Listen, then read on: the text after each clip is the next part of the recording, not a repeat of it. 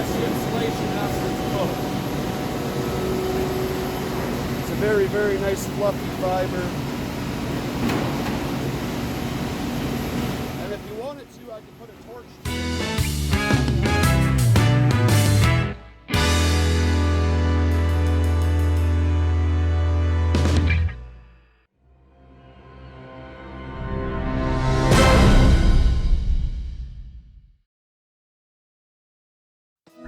Hello everyone, I'm Mojtaba. Welcome to my channel. This is the first episode of Factory Tours. You know how insulation fibers are made? Did you know that here in Manitoba, in Steinbach city, there is a company that they make this kind of fibers out of 85% waste papers? Yeah, it's cool and interesting. Let's go and see how it's made.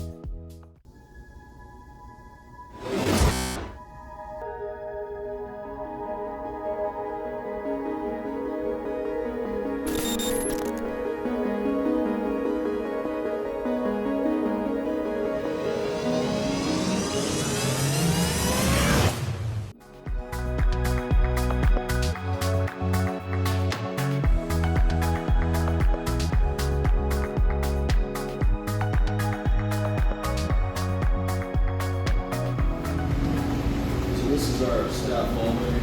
I'm sure everybody signs in. This is where it's going to get loud. Yeah.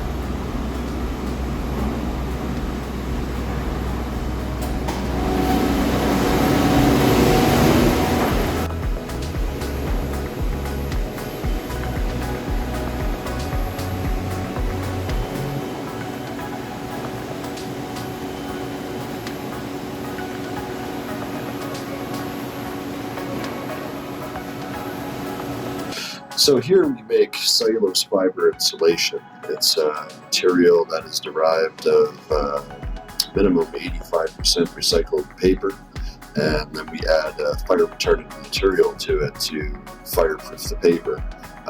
It essentially makes it Class A fireproof.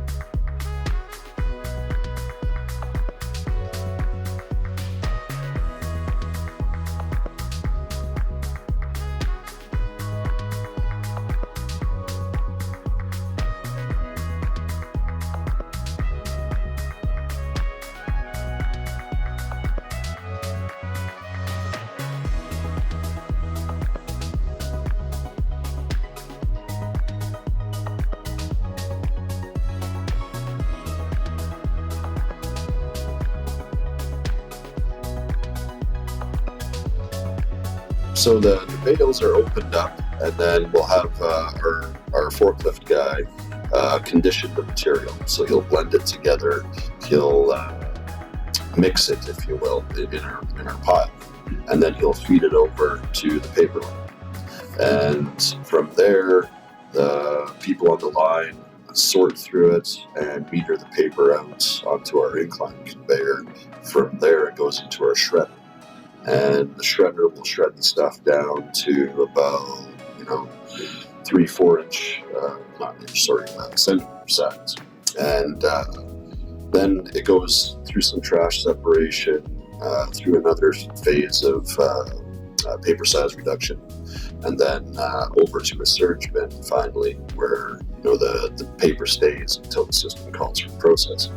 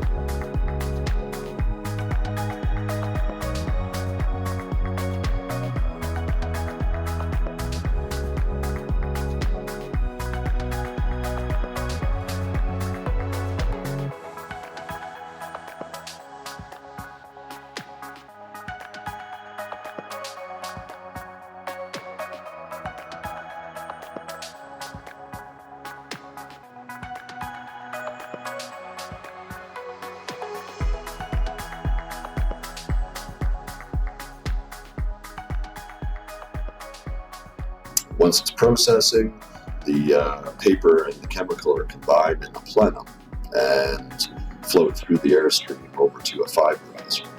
And the fiberizer is a pretty magical machine. It makes the insulation, but it also coats and impregnates the fibers with the chemical and makes them fiber.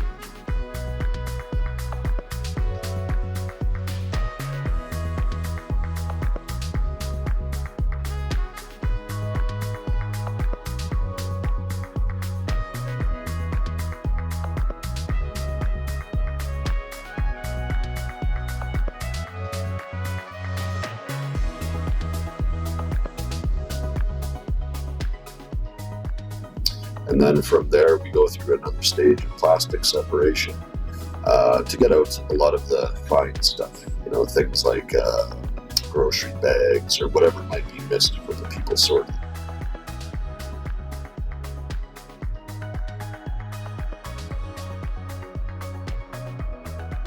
And then from there, it goes to our packaging line, and the stuff is pressed into a cube and pushed into a bag, and then weighed and sealed and put onto a pallet and stretch wrapped and loaded into a trailer, sent out to people across Canada. Well, I shouldn't say Canada. Right now we're shipping from BC to Quebec.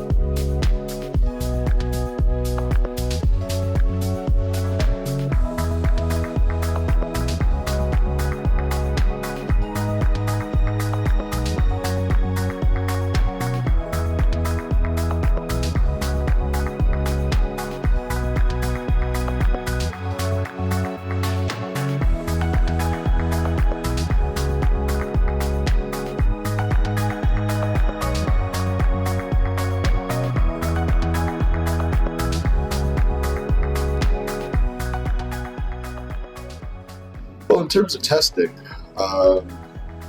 we do testing every couple hours, and we test the insulation for density and flammability, and that's part of our label essentially, which is the CAN ULC SM3-09. That's the standard for cellulose in Canada. So we'll test the stuff for flammability, like I was saying, in the radiant panel. And then we'll blow the insulation in the specimen boxes and, weigh the boxes and show what the settled density of the stuff is. And it's more for just consistency. We have a company that we work with called R&D Services, and they're our third-party liability, essentially. So every quarter, representatives of R&D come to our facility and they see what we're doing.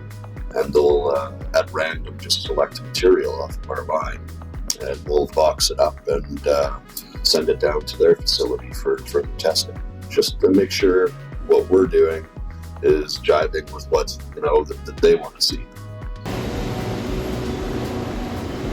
And then this radiant panel is where we suppress the insulation to its maximum tolerance, and we light it up, and we got a specific burn distance that we're allowed on the specimen. So when we're doing it, we want to have a, right now, 46 centimeter burn distance.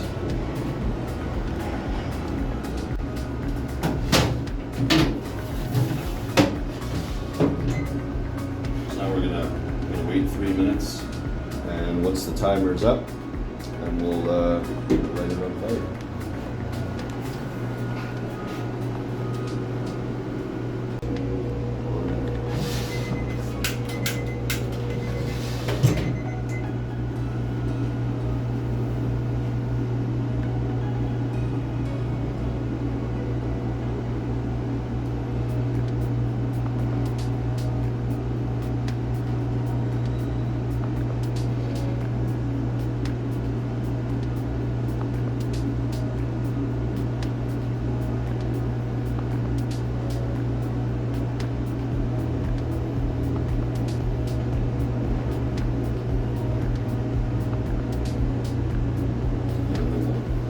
pull it out.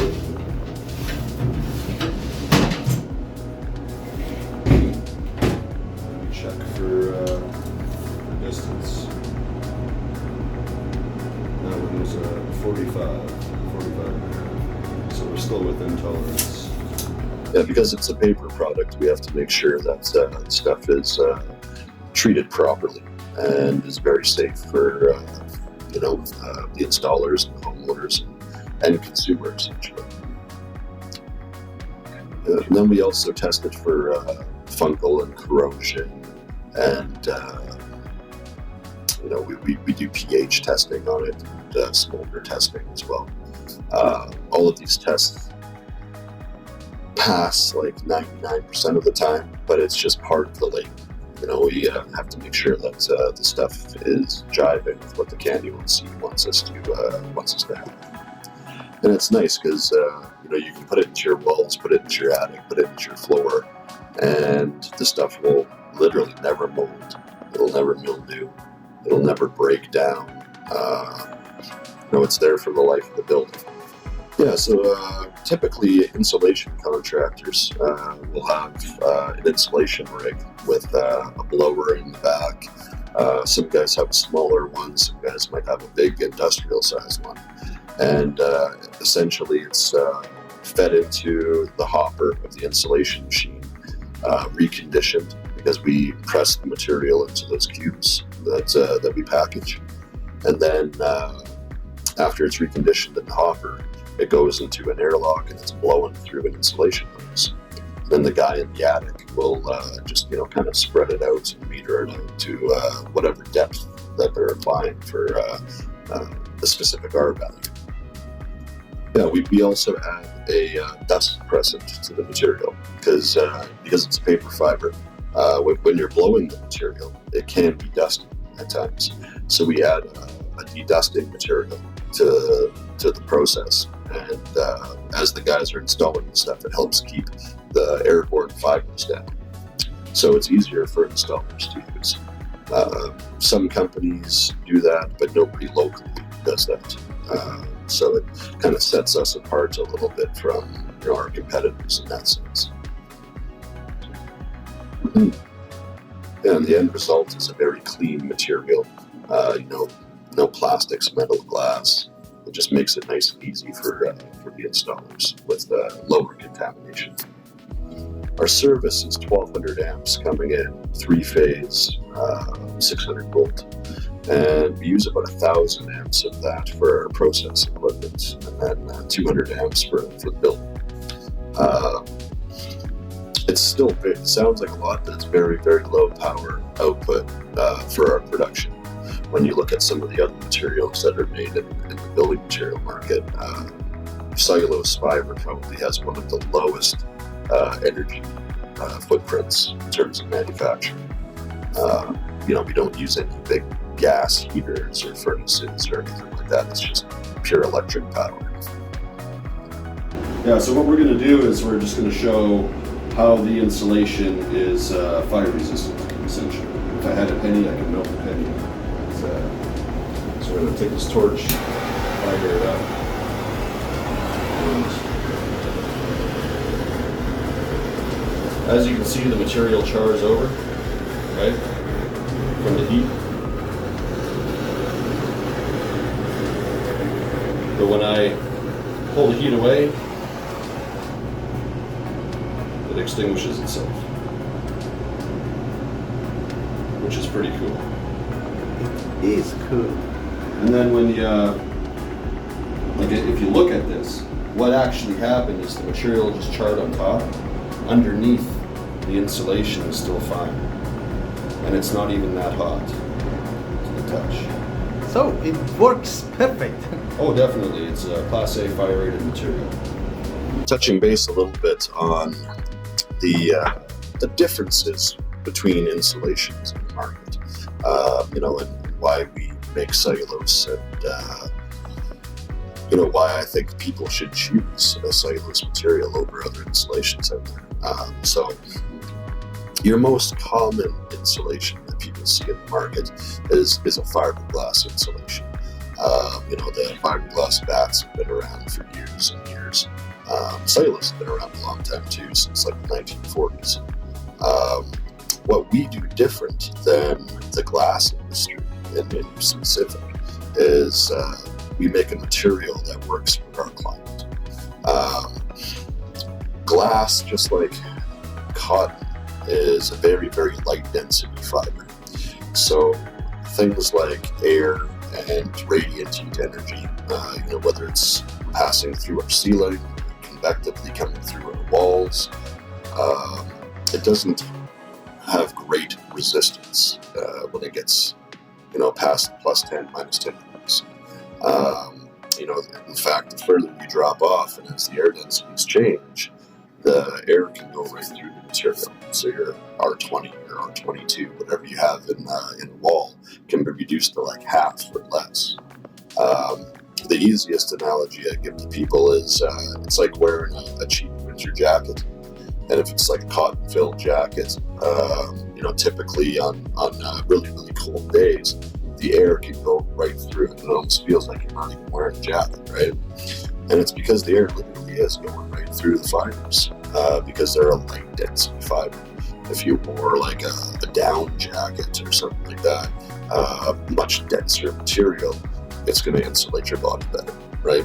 So same thing like the structure. You want a nice, heavy, dense material that's going to perform through all weather conditions. And, you get that with cellulose insulation. Because it's so vast in terms of its use. You can put it in like attics, walls, floors, dense packing material, and you get seamless installs. Whereas with friction fit insulation like the fiberglass bats or Roxol, which is a recycled rock slide product, you have nooks and crannies and voids and stuff where air can just penetrate right through the wall. So you don't get that with cellulose insulation from the loose fill standpoint. Because we use such low energy as well, it's very good for the environment and lower cost for consumers. We typically see about 20 to 30% lower cost input than the fiberglass or the Roxol guys, because their materials take a lot of energy to produce, and the raw materials are getting less and less, and the costs are going up for that as well. So, because we're taking that recycled paper stock and turning it into a renewable resource, it allows us to have a lower cost input on our consumption.